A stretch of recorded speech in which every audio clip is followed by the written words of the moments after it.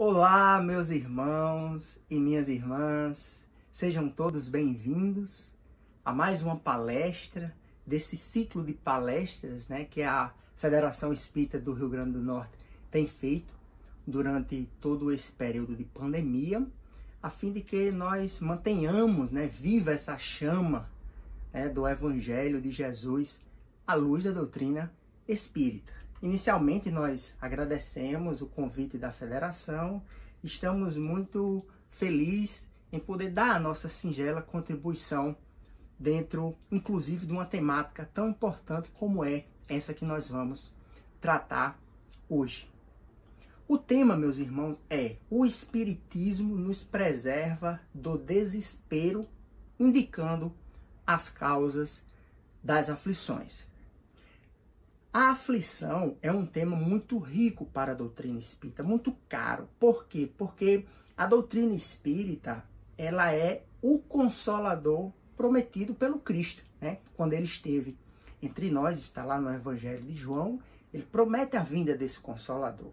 Esse consolador teria essa função de falar sobre toda a mensagem que Jesus nos trouxe e, sobretudo, acolher o ser humano dentro da sua dor, dentro do seu sofrimento, dentro da sua aflição. Jesus, quando esteve entre nós, disse: no mundo tereis aflições, mas tende bom ânimo. Chegou a dizer: não se turbe o vosso coração, nem se atemorize. Há muitas moradas na casa do meu Pai. Chegou a dizer, na outra ocasião: bem-aventurados os aflitos, está lá no Sermão da Montanha. Essas questões, porém, não foram, digamos assim, aprofundadas. Essas questões que eu me refiro eram as aflições humanas. Jesus, ele chegou a dizer isso, que teria muitas coisas para nos dizer, mas que nós não teríamos condições ainda de suportar.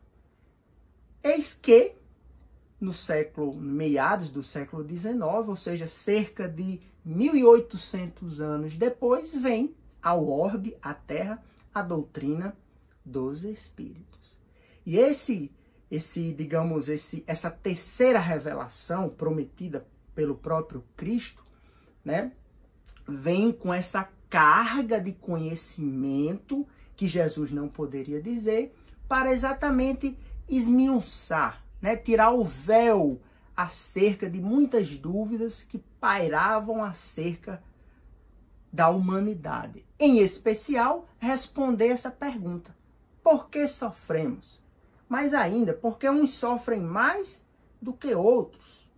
Por que uns nascem na miséria e outros nascem em situações muito mais favoráveis, Por que homens bons, homens virtuosos, passam por situações difíceis?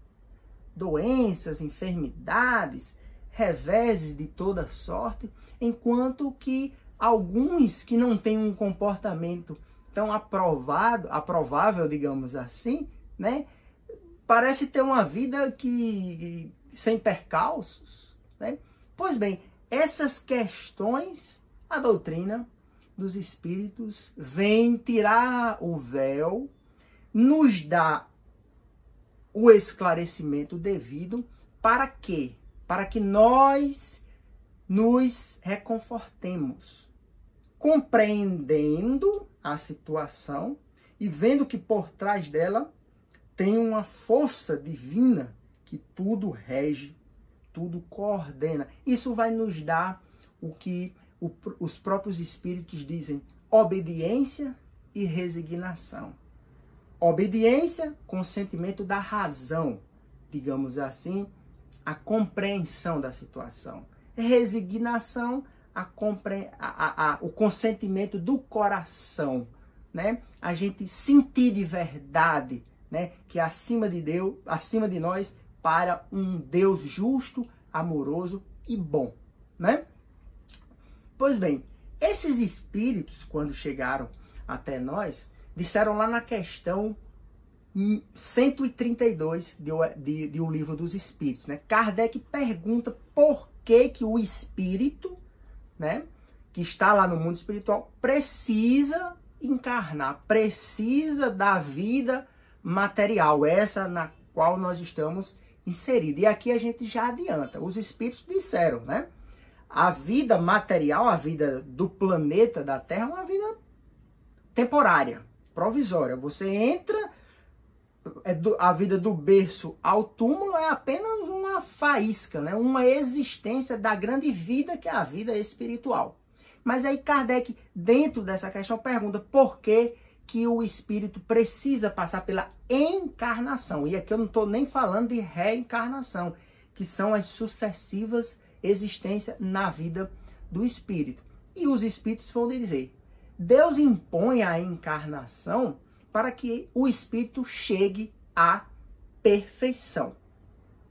Né? Aí ele vai dizer, para uns é expiação, para outros é missão. Ele faz algumas considerações sobre isso, mas qual é o grande fim da encarnação?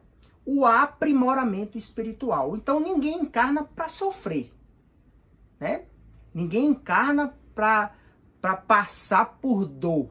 Não é. Às vezes a gente vê algumas pessoas, mas a doutrina espírita fala muito do sofrimento e tal. Claro, por que fala? Porque ela vem consolar, mas ela ressignifica a vida e a dor humana.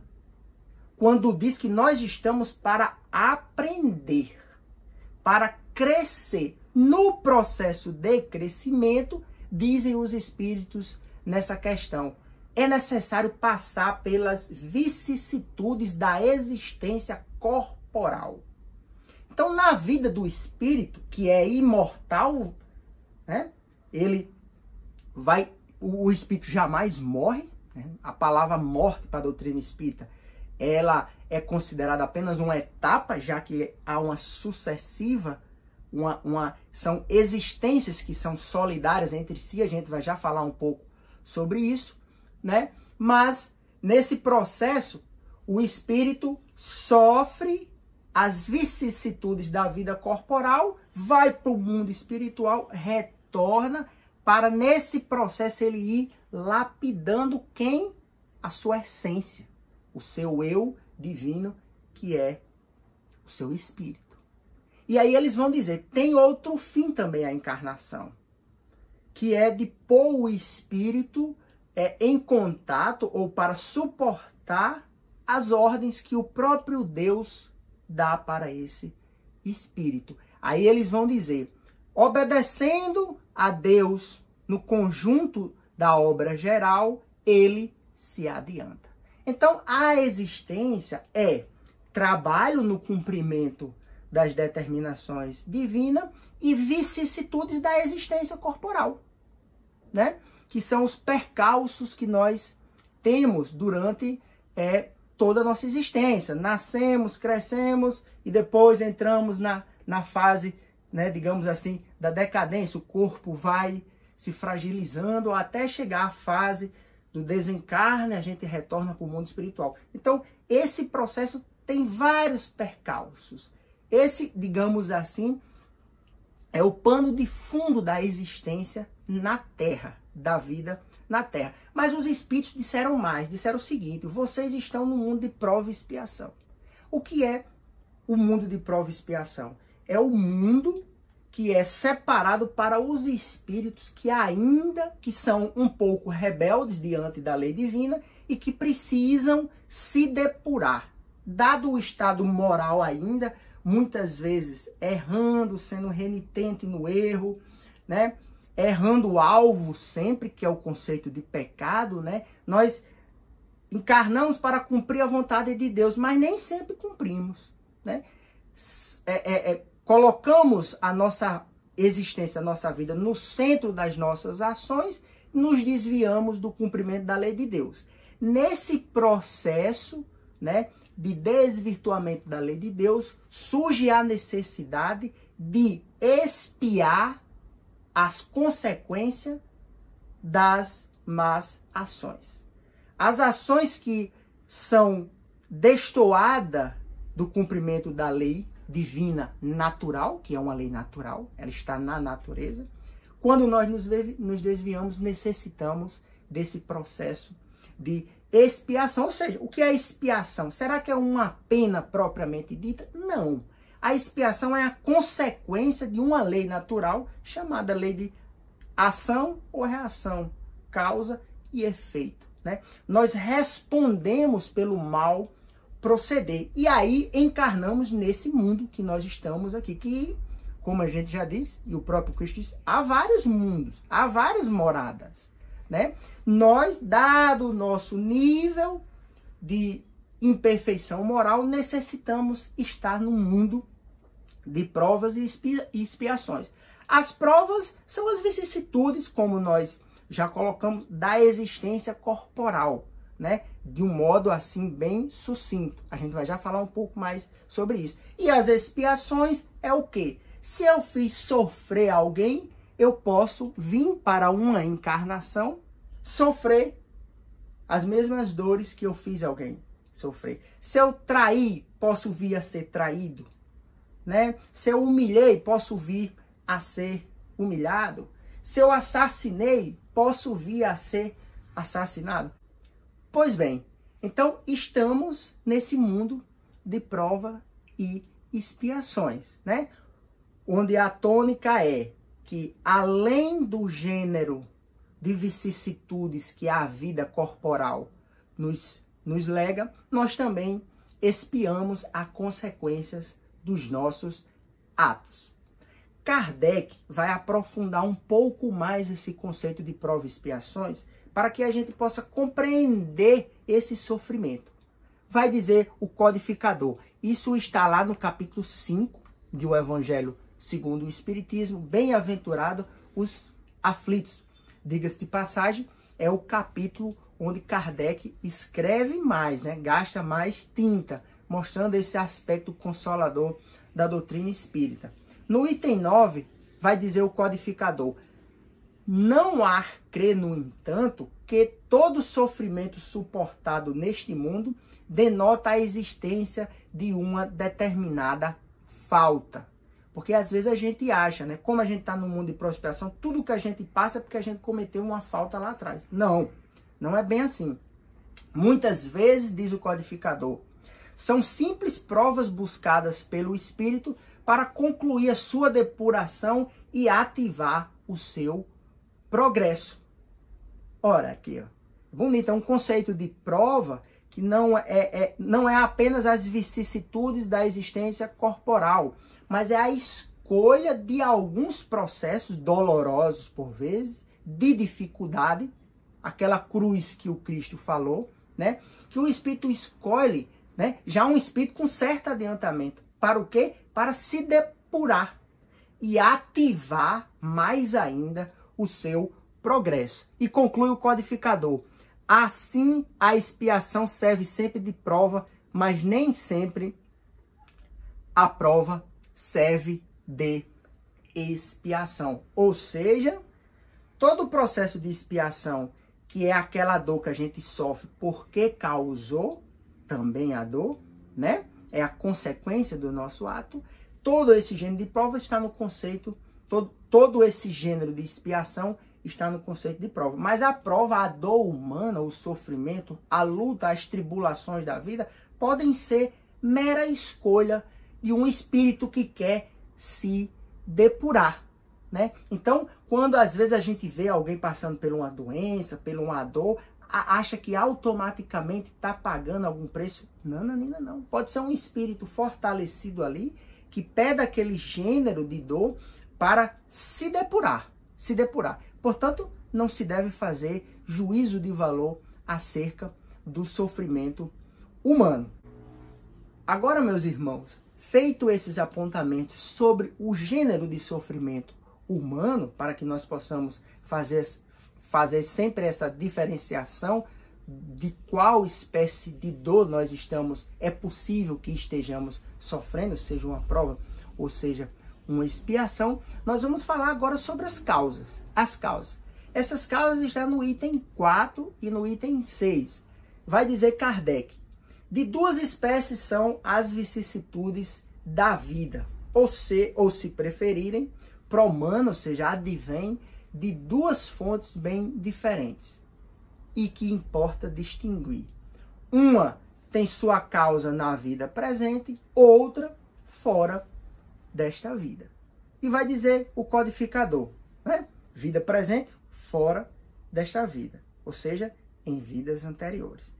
Mas na vida presente, vejamos a colocação do codificador. Quantos homens caem por sua própria culpa?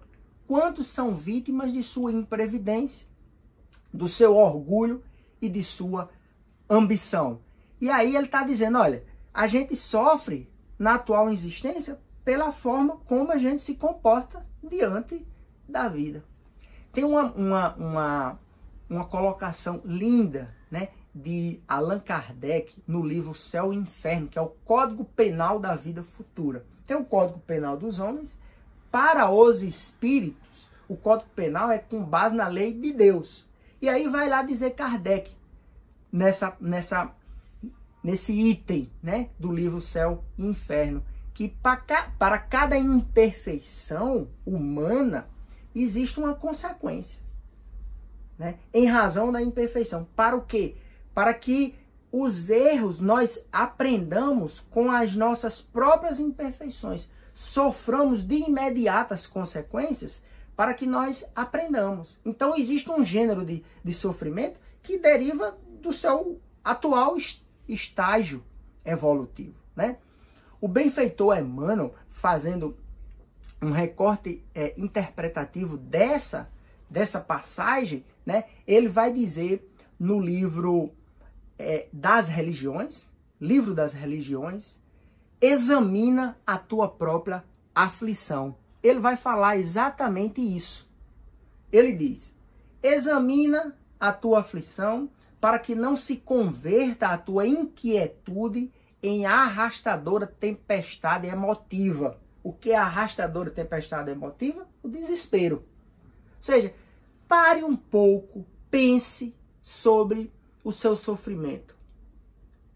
Veja se ele não decorre da sua própria imprevidência, do seu orgulho, da sua ambição, né?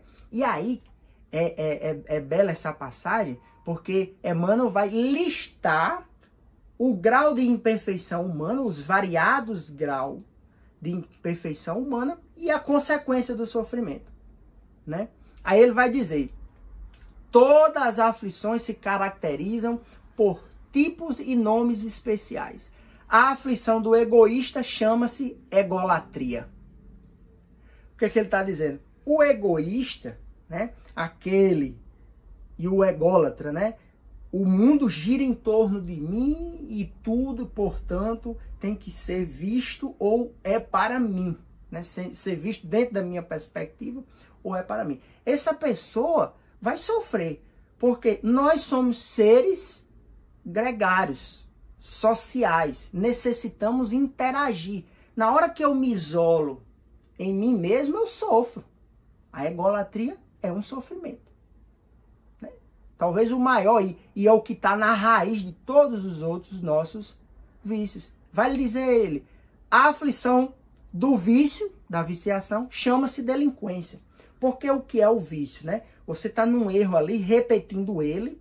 Se você não atentar para sair dele, a maledicência, ou o próprio vício da bebida, da droga lícita ou ilícita, você vai caminhar para a delinquência. Porque você vai se afundando cada vez mais. Você está bebendo de uma água que não vai saciar a sua sede. Daí porque você vai se afundando, vai tendo cada vez mais sede e acaba chegando na delinquência. Veja só, independentemente de vidas anteriores, é o comportamento, se dá da imperfeição moral do espírito. Continua o benfeitor. A aflição da agressividade chama-se cólera. Ora, a pessoa que é agressiva, ela não está em paz. Não tem como ela ter paz, porque ela está o tempo todo encolerizada. E, inclusive, os especialistas da área da psicologia e da psiquiatria reconhecem que esse grau, né, de revolta, de ódio, de raiva, faz mal. Já tem pesquisas. Faz mal ao coração, faz mal ao bem-estar da pessoa, né? Então veja, o agressivo sofre porque é agressivo. A agressão do crime chama-se remorso. Por quê, meus irmãos? Quem comete um crime pode escapar da lei dos homens, mas da consciência ninguém escapa. E aquilo vai ficar registrado. E aquilo ele mesmo vai cobrar. Ele vai ficar se cobrando daqui. Não tem como se afastar. Né?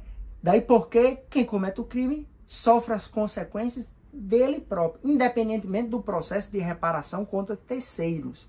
Eu estou falando aqui dele para com ele. A aflição do fanático é a intolerância. Vai dizer, Emmanuel, aquele que acha que o conhecimento dele, aqui a gente pode falar o fanatismo religioso, é o absoluto, é o verdadeiro e que todos os demais estão errados, né? Atinge um grau de intolerância que ninguém consegue conversar com essa pessoa. Essa pessoa passa a se distanciar, então ele sofre por conta disso, né? E aí continua o benfeitor Emmanuel, falando das outras, de diversas outras, né, imperfeições ou defeitos do ser humano. Diz ele, a aflição da inveja chama-se despeito, né, porque o invejoso ele se incomoda com o sucesso, com a prosperidade ou com o bem-estar do outro. E isso deixa ele num estado, né, de perturbação, de desespero. A aflição da indisciplina chama-se desordem, né? Você vê o sujeito todo desorganizado, né? Ele é aperreado por conta disso, não acha nada, não tem tempo para nada, é porque falta a disciplina, né? A ordem nas coisas. A aflição da inutilidade chama-se queixa, ou seja, aquele que muito se queixa é porque ele não se sente útil. Na hora que ele encontra uma ocupação e ele começa a trabalhar, a dedicar-se, aí ele certamente diminuirá as reclamações da vida. A aflição do ciúme chama-se desespero, né? O ciumento é terrível porque ele não tem paz, ele não tem paz de espírito. A todo instante ele fica ali, ele ou ela, né, elaborando as hipóteses de uma possível traição, etc. e tal. Enfim, ele não fica em paz. E por fim, a aflição do solvino é a miséria, né? O solvino é aquele que preserva na tentativa, né? Ele diz de preservar tanto que qualquer coisa que é tirado dele, ele entra numa aflição, né? Acha que não pode perder, é o maior dos miseráveis, digamos assim. Então, veja aqui que Emmanuel traz uma série de imperfeições, de qualidades morais que a maioria de nós, quase todos nós, temos um pouco de cada uma delas aqui, e que isso corresponde a uma aflição. De outras vidas? Não. Da atual existência. Deriva do comportamento, ou seja, vem automaticamente com a imperfeição, como Kardec disse lá no livro O Céu e o Inferno. A imperfeição humana já gera uma aflição por si só. Feita essa colocação, agora a gente vai para um outro gênero de aflições. Está lá no item 6 do capítulo 5, que são as causas anteriores das aflições. Vai dizer o codificador: mas se há males nessa vida cuja causa primária é o homem, outros há também os quais, pelo menos na aparência, ele é completamente estranho e que parecem atingi-lo como fatalidade. Ou seja, existem males que chegam, que nos atingem de surpresa ou uma fatalidade tão dura que nós não conseguimos compreender. Nos sentimos verdadeiramente injustiçados ou abandonados pela providência divina. Esse conjunto de dores, né, Kardec vai dizer, nós não encontramos resposta na atual existência. É preciso ampliar o conceito de vida, né, de múltiplas existências. A vida só temos uma, repito, mas em diversas etapas, em diversas existências, para que nós venhamos a compreender que há uma solidariedade entre essas existências, de sorte que uma ação lá atrás, em 2, em 3 encarnações, pode estar repercutindo hoje na minha vida ou na sua. E aí Kardec vai dizer esse gênero de aflições, né, que são muito mais pesadas.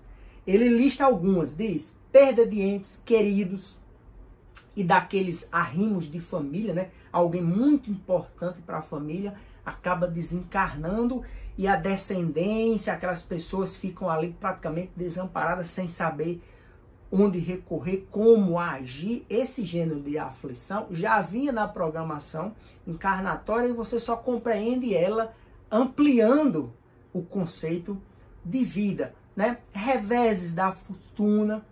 Interessante, os flagelos naturais. Kardec coloca aqui os flagelos naturais a exemplo do que nós estamos vivendo na pandemia. Aqui fica interessante o conceito de expiação coletiva, né? Porque no processo evolutivo, a raça humana erra também coletivamente.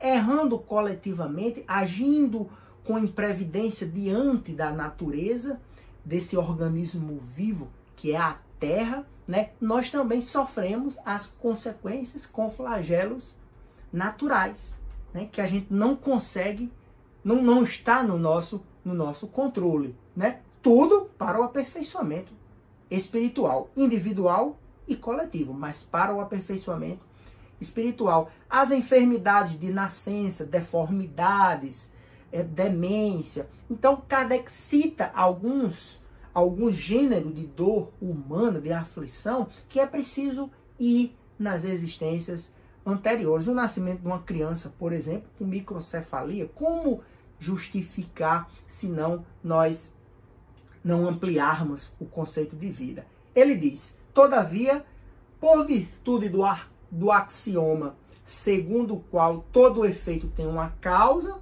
tais misérias, tais aflições, são efeitos de que hão de ter uma causa. E desde que se admita que Deus é justo, essa causa também há de ser justa, né? Então a gente fecha aqui o conceito do gênero de sofrimento humano. Examina a tua aflição e vê se ela não decorre de um mau proceder teu de agora, de uma viciação, de uma inveja, de um ciúme, de uma postura muito ególatra, né? Centrada em si mesmo. Enfim, examina isso. Se não encontrar uma resposta em ti mesmo, entrega a Deus e respeita o processo evolutivo dentro das tuas vivências em diversas existências que são solidárias entre si. E é isso aí, meus irmãos e minhas irmãs.